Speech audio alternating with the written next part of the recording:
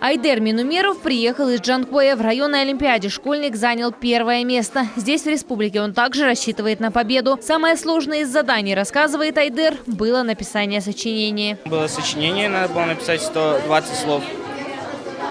Тема «Митхан Султан – наш герой». Я написал, что Митхан Султан – наш герой, гордость нашей нации, что он дважды герой Советского Союза.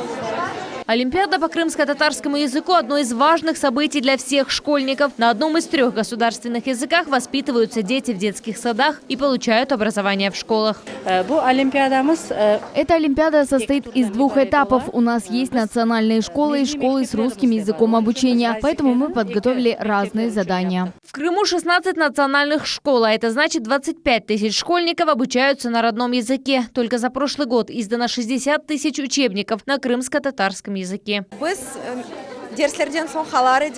Мы оставались после уроков, готовились, выполняли множество упражнений. На протяжении года мы занимались, готовились к этой олимпиаде. Достаточно серьезно отнеслись к этому. Надеемся, что будут хорошие результаты.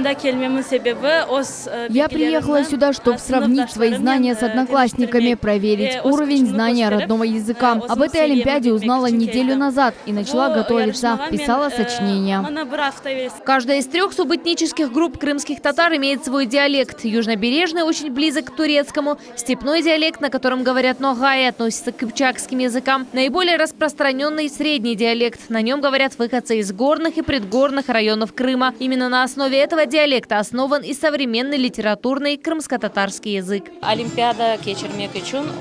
Для проведения олимпиады преподаватели составили задания. Организаторы мероприятия здесь мы, Министерство образования. Также нам помогают студенты.